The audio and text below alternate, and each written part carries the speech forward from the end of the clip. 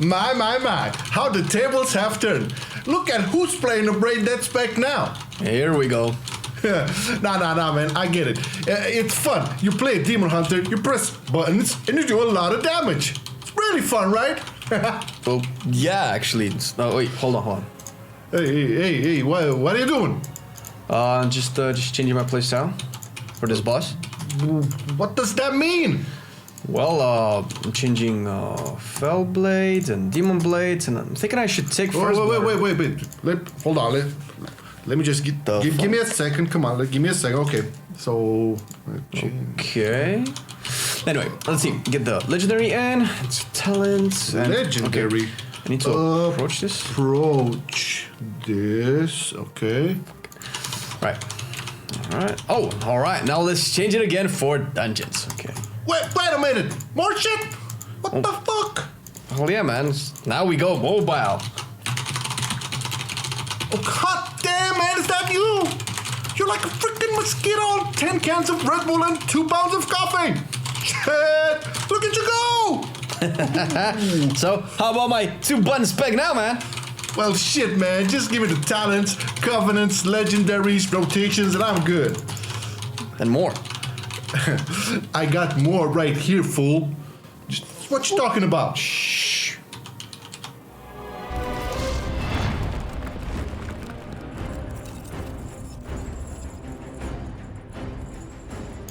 But hey, if you don't have it written down already like Marcelian has it written down already, you probably don't know that you have to subscribe and enable those notifications.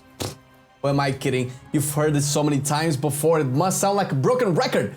Well, that's just because it's actually kind of important. I don't know why, but even in 2021, YouTube still wants people to be subscribed and have those notifications enabled because, hey, I mean, you're obviously helping us out and we really appreciate it, but you're also helping yourself out because we do other stuff than guides. And if you like funny little mocasts and really cool tier lists, then if you want to get those in your feed, you need to be subscribed and hit that little bell thing. It's 2 clicks. 2 clicks, man. It really helps us out. Thank you very much. Now on to the guide.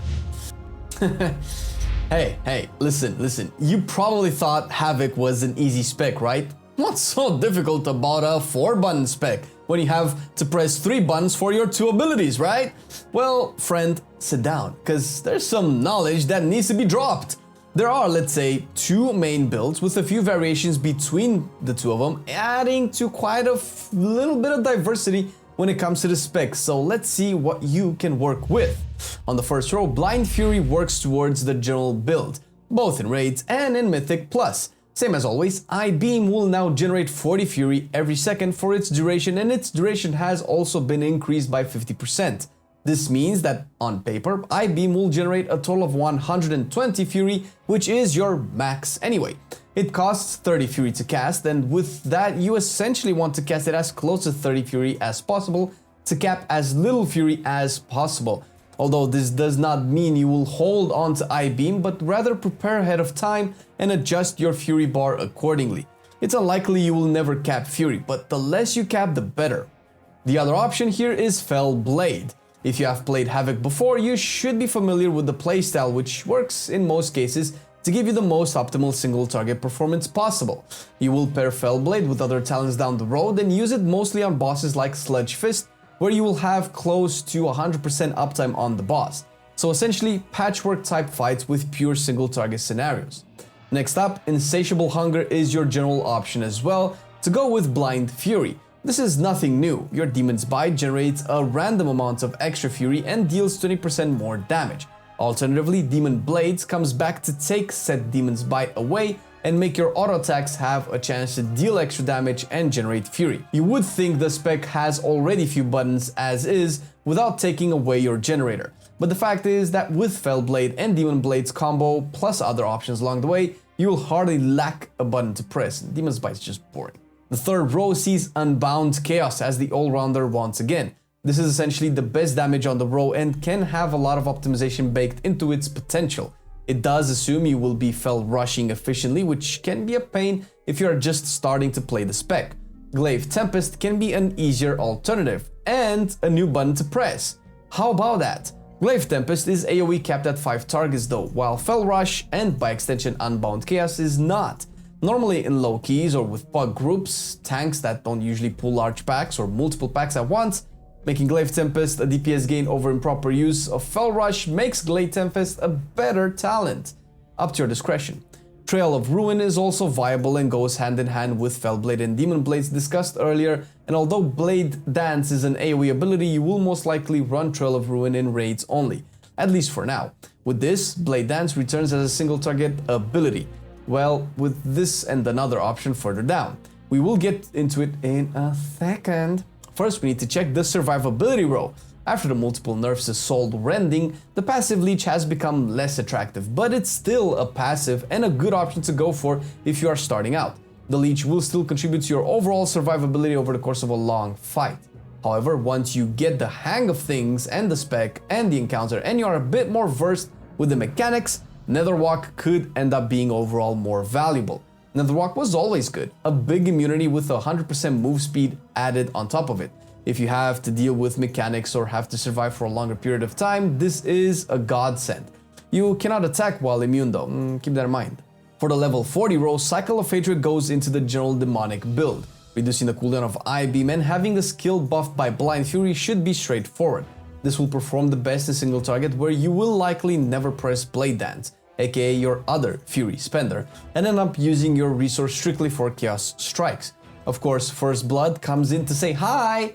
This works with the Fell Blade and Demon Blades talents to finalize the transition of Blade Dance from AoE to single target as well. Other than that, it plays the same way the BFA version used to be played. The level 45 row is up for grabs. The utility composition of the row will fall down to your judgment, based on what your group needs as CC. The one worth mentioning is Master of the Glaive. This works first of all with the Fell Blade and Demon Blades playstyle, mostly to reduce the downtime you have on mechanics such as the Sludge Fizz Roar and Stomp. The snare is situational and hardly better than a free Chaos Nova or a decent single target stun. At the end of the day, pick what your group needs more, and we usually tend to recommend Fell Eruption. The added single target stun works for caster mobs or shooter mobs that cannot be stopped unless stunned, so usually in dungeons. Although if someone fucks up the shades on Huntsman, it works there as an extra interrupt delay. And lastly, here we are. To close off the universal build, we recommend you take Everywhere Demonic, which is your go-to. Even after the nerfs, the playstyle is strong, has good uptime, and is really fun. With the added baseline haste buff after finishing your I-Beam and a bit of gear, you can still fit in 2 death sweeps in its window. Use this everywhere. But wait, there's more. And really, I'm only mentioning this because I am a Turbo fan, but Momentum is the best DPS gain on the row, at least in AoE. Mathematically, that means that if you fuck up your rotation, you instantly lose out on its value and would have been better off with Demonic. There's an elegance and skill involved with playing this build right, and for me, it separated Havoc from most other melee DPS. If you are comfortable with it or simply want to play for the fun aspect of it, take it and use it in AoE scenarios, dungeons and such. You will want to pair this up with specific talents, and since we are here, these are generally the talent combinations you want to have. The synergy with the playstyles involved make it so we did something we don't normally do and actually showcase the full talent builds. We still recommend the standard demonic route for all beginner and returning demon hunters and currently pushing demon hunters, and only put out the Sludge Fist and Momentum builds for people who know what they are doing. Obviously, these would imply specific legendaries as well, but more on that later in the video. One note on the Fell Blade Demon Blades build is that the reason you take Trail of Ruin and First Blood is that the burst it provides aligns better with pillars on Sludge Fist. Cycle of Hatred is punished harder for downtime away from the boss, which the stomps and shit on Sludge Fist cause you to have, unfortunately. Cycle is still better overall in single target, better than First Blood, and it looks like it could be even better in 9.1. Shout out to the Fellhammer Discord community for theory crafting and testing all of these builds.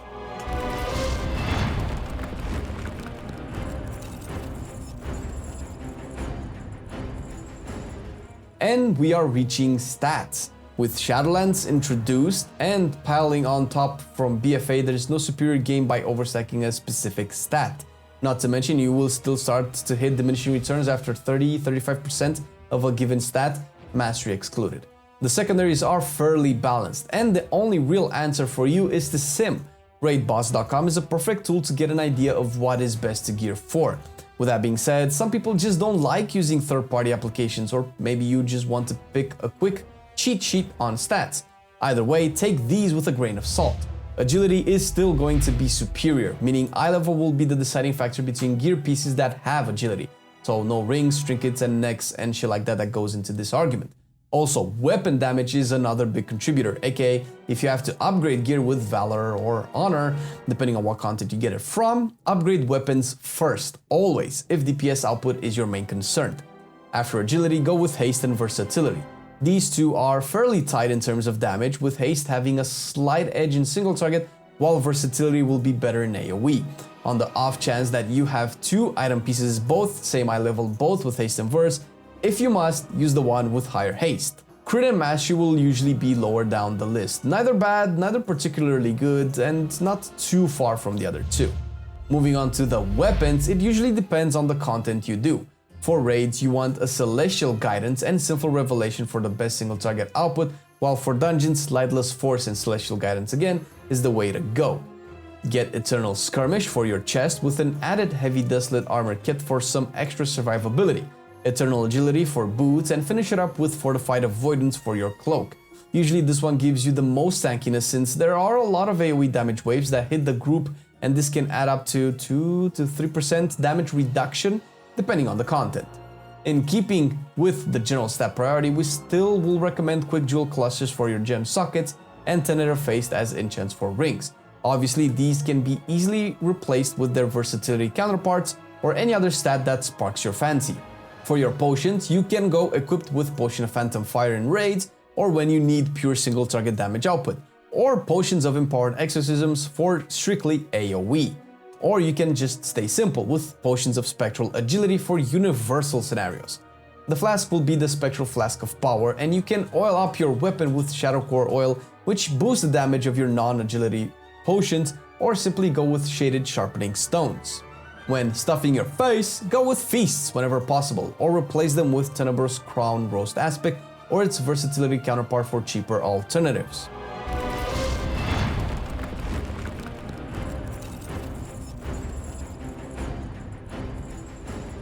Although every covenant has its place, its pros and cons, overall for the most DPS, Night Fae is the way. Yeah, that was planned. The Hunt is arguably the coolest Demon Hunter ability. Fight me! It deals decent damage and leaves a strong dot on up to 5 enemies in your path. You also heal for 25% of the damage you deal to your hunt target for 30 seconds. Although this is cool and should be baseline in patch 10.0, the strength of the Covenant will be solidified with the Soulbinds. Nia will be your designated driver in raids and single target situations, sporting a 2020 Grove Invigoration trait. This gives you a crap ton of mastery upon activating the Hunt. And although mastery is not the best, remember it's not bad either, and a big chunk of mastery for 30 total seconds will translate into a lot of damage. You will build Nia on the path to Nia's Tools Burst for the most single target damage output available, as with pretty much any DPS running Night Fae.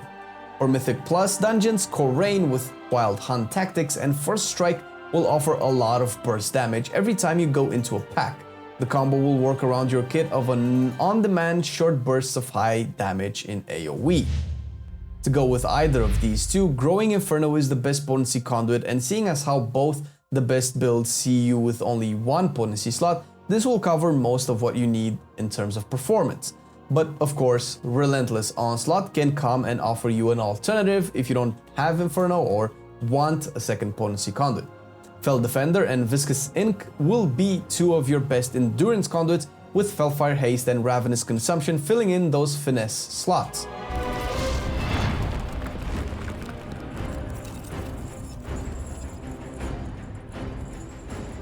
As opposed to most other DPS specs, Havoc actually prefers damage trinkets, be it on use or procs. Some of the best are Phial of Putrefaction and Hateful Chain, and if you raid all the way up to Sire, Dreadfire Vessel is another really good one, and these usually perform better in raids, although they're good overall also.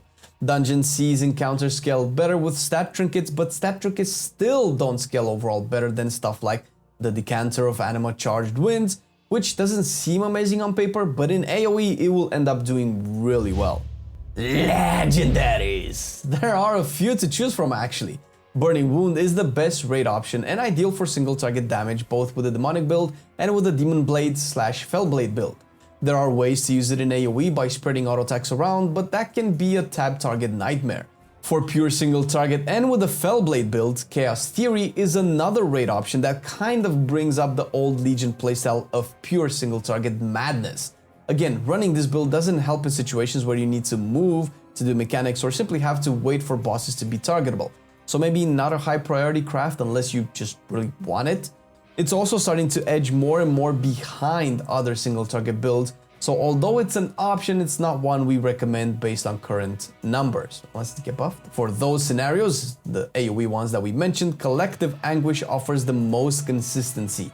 When you I-beam, you also get a Fell Devastation out, which on top of its damage also heals you, since that's what the spell actually does. You want this in dungeons, and if you cannot be bothered with min-maxing or crafting more than one legendary, this can be your one legendary for all scenarios. But remember, not the best in all scenarios. But if you like RNG,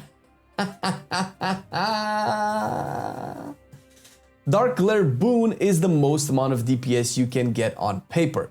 You realistically might only make this work in raids where you don't risk proccing the I-beam cooldown just as the pack is dying.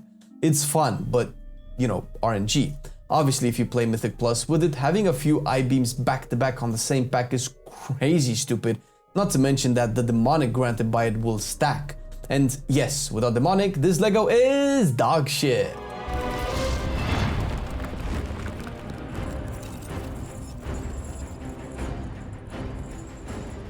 If you are a Blood Elf, start with Arcane Torrent, move into Immolation Aura, then I-beam.